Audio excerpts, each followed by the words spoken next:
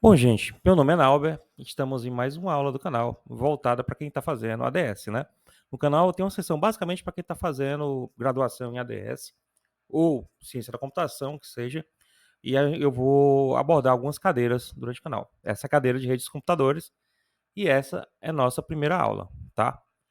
Bom, vou me apresentar primeiro, para quem não me conhece, eu tenho um doutorado em informática aplicada, trabalho como auditor de controle interno da CGE, além de fazer parte de diversas especializações em ciência de dados e análise de dados, tá? Tenho experiência com ciência de dados na área automobilística, na área de saúde, já fui professor da Universidade Federal e já fui analista do CERP. Hoje faço pós-doutorado em neurociência aplicada pela Universidade USJ Macau, tá?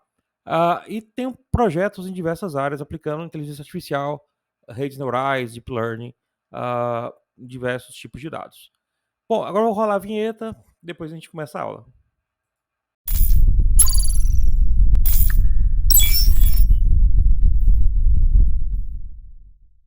Redes de computadores basicamente moldaram a sociedade moderna, né? Basicamente todo o processo de comunicação tornou tudo possível o mundo que temos hoje, desde o avanço científico, tecnológico, até a troca de informação em real time, a imprensa, jornalismo, streaming, ou seja, mudou praticamente a nossa vida nos últimos 15 anos, tá?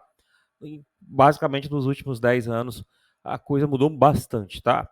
Hoje a internet está indo para 6 bilhões em torno de habitantes, essas estatísticas que vocês estão vendo aí de 2021, tá? 60% da população global é coberta por internet. Imagine quando tiver em 90% ou 100%, né?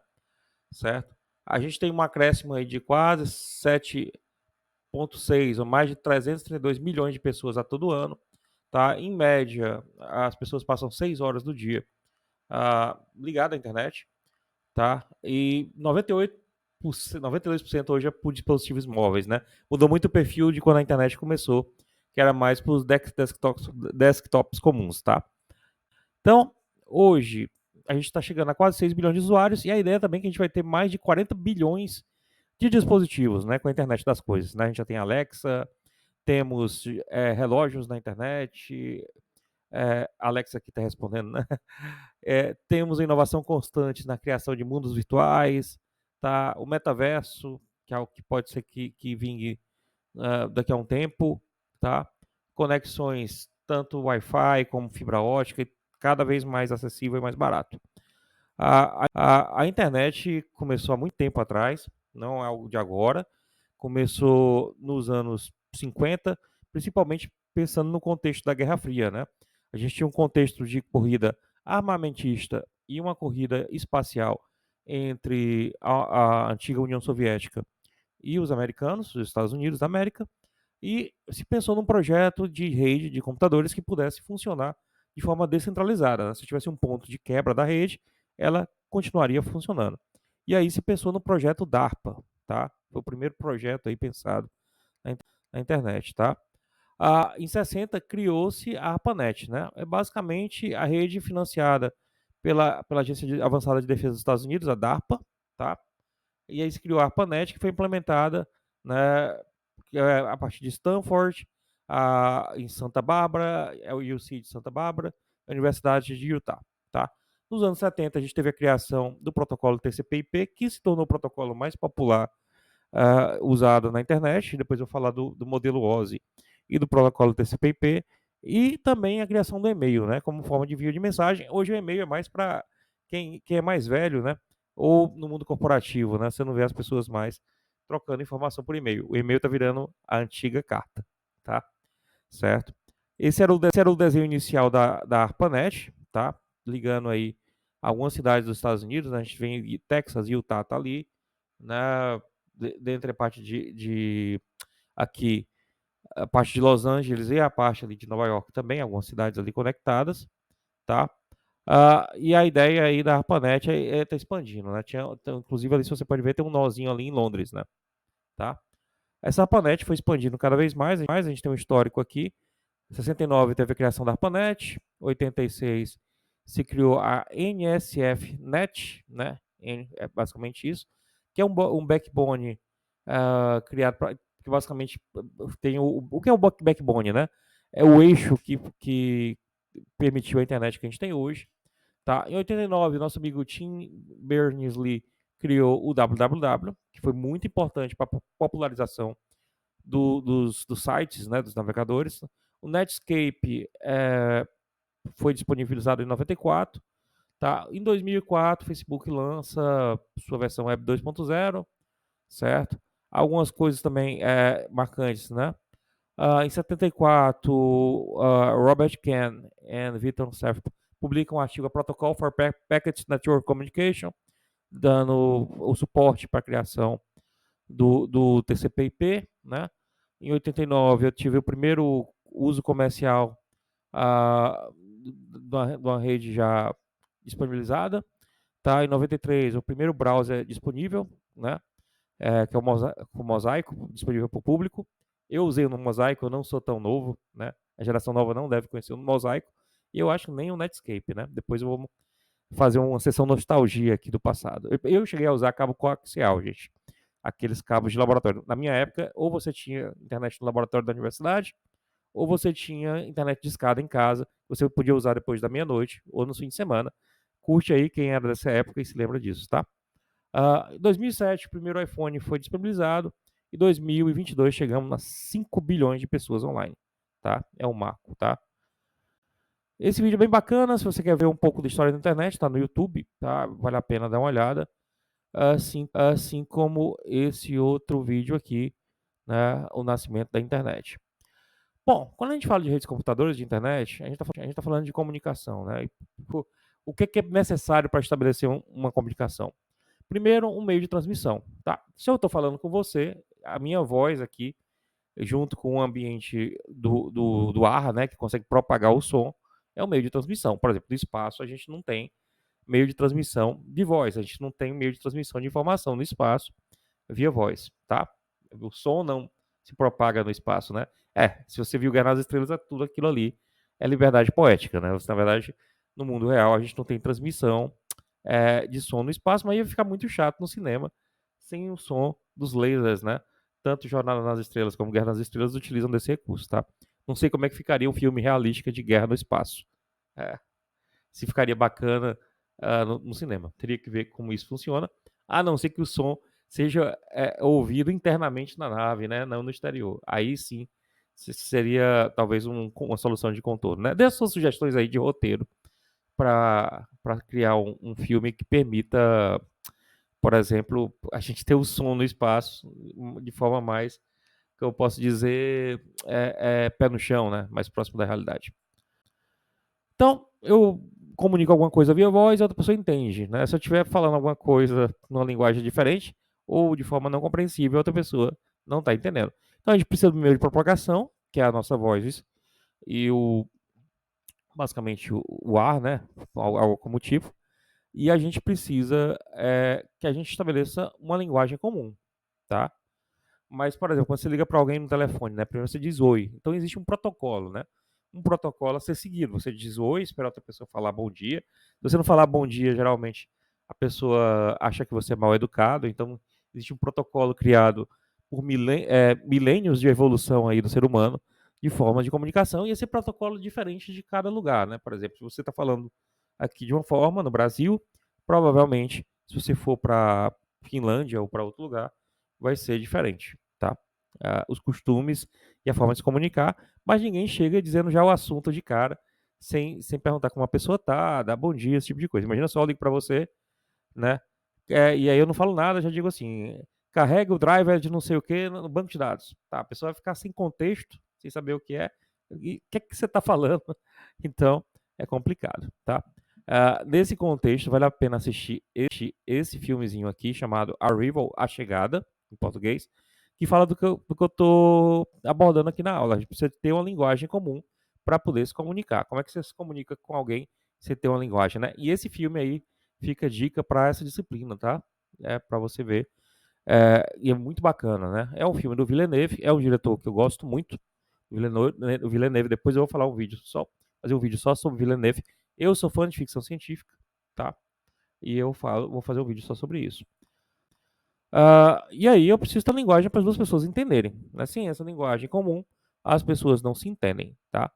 A partir da linguagem se cria um protocolo, né? O protocolo eu vou dizer welcome, oi, alô, alô mundo, né? E a outra pessoa vai agradecer no final, ou seja, existe um protocolo criado por um conjunto de costumes da sociedade, tá? Certo? De coisas que você pode falar e não pode falar no telefone, né? Certo? Então a gente chama isso de protocolo de comunicação. Então uma rede de computador também usa um protocolo de comunicação e um meio de transmissão. A gente vai ver isso ao longo das aulas, tá?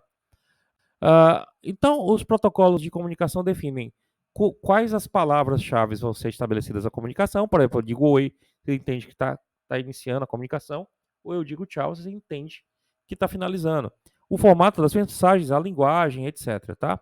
E se a ligação cair, né, o que é feito? Né? Você liga de novo? Tá? Então, existem tudo isso no protocolo de comunicação. Então, o protocolo de comunicação permite que as pessoas se comuniquem entre si dentro do ambiente físico disponível para propagação da informação, né, e dentro de ações que vão ser necessárias caso alguma coisa aconteça.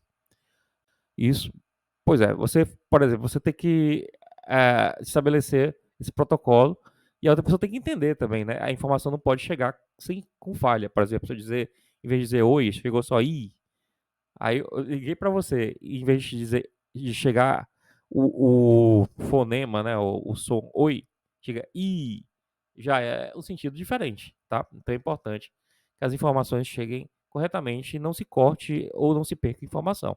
Ou se perder, se perder o mínimo possível, tá? E aí surgiram vários protocolos, né, com nomes, acrônimos, siglas que a gente vai decorar ou aprender, na verdade, durante esse curso, como FTP, RIP, POP, VLAN, DHCP, TFTP, MPLS, IP, ICMP, são todos protocolos. Quem trabalha muito na área de comunicação vai sim ter que saber esses diversos protocolos, tá? Bom, para começar aqui uma parte bem prática, eu quero mostrar, eu vou abordar também nessas aulas o uso da linguagem Python, tá? Então a gente vai estar usando o Python aqui, a gente vai ter, na verdade, assim, nessa disciplina aqui a gente vai ter duas avaliações, tá? Uma de questões, tá? Eu vou pensar aí se vou fazer com você que tá vendo o vídeo aqui que está noutra universidade, não está tendo aula comigo, beleza? Se você está tendo aula comigo, provavelmente vai ter duas avaliações aí, uma prática, provavelmente usando Python, e uma avaliação mais com questões, né? Com questões mais voltadas para o ENAD, provavelmente. A gente vai ver, vai discutir isso durante a aula, tá? Mas aí eu vou mostrar agora uma prática usando Python. Espero que vocês gostem. Bom, gente, vamos gravar aqui nosso exemplo usando Python, né? Eu vou usar basicamente duas bibliotecas aqui do Python, a biblioteca Socket e a biblioteca Threading.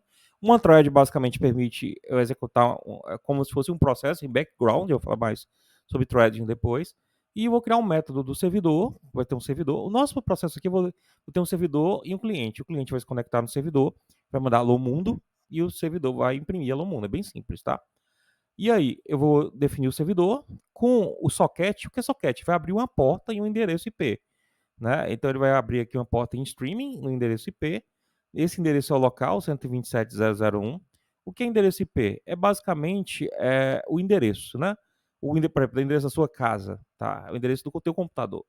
E a porta que eu vou usar é 65432. A porta o próprio nome diz, imagina que tu tem em tua casa, tu tem a porta de entrada e a porta é... Bom, gente, eu estava mostrando aqui esse númerozinho aqui é o IP. O IP é como se fosse o endereço da sua casa. E a porta é a porta, se é a porta de entrada, se é a porta de saída. Esse s.listen significa que o servidor está ouvindo. O que é o servidor ouvindo? É como se alguém estivesse esperando uma carta chegar toda hora para entregar para você, tá?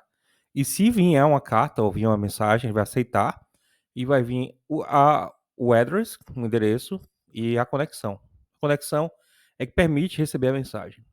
Se tiver conexão, o servidor fica conectado. Enquanto estiver verdadeiro, ou seja, é um laço, vai ficar aqui toda hora olhando se tem mensagem, vai receber um buffer de 1024 por 24. Se não tiver data, para. Se tiver data, ele vai mandar alô mundo, tá? O cliente, por sua vez, se conecta no mesmo endereço do servidor, mesma porta, manda hello world, tá? E aqui ele recebe uma resposta do servidor, que vai vir alô mundo, né? E aí que ele vai mostrar, cliente recebeu o dado que recebeu do servidor Alô Mundo. Ele vai startar o servidor como thread e o cliente também. E aí o servidor vai estar conectado e o cliente vai receber Alô Mundo, né? O servidor vai, à medida que recebe Hello World, ele volta Alô Mundo, né? É basicamente isso. O código vai estar disponível para vocês nos comentários, na descrição do vídeo, tá? E aí, qualquer dúvida, vocês coloquem aí nos comentários, tá? Vamos lá, vamos prosseguir. Bom, gente, então vamos falar de comunicação. Para estabelecer uma comunicação, eu preciso de um protocolo. E para pensar num protocolo, eu vou ter camadas. O que são essas camadas? Vamos imaginar que eu estou conversando contigo. Eu vou ter o assunto da conversa, eu vou ter as preposições, sujeito, substantivo, a semântica, a sintaxe. São camadas em cima do protocolo de comunicação. Ou os protocolos de comunicação são protocolos diferentes, na verdade, em cada camada. Tá? Por exemplo, quando eu falo contigo, eu posso gesticular. Isso aqui pode ser uma camada.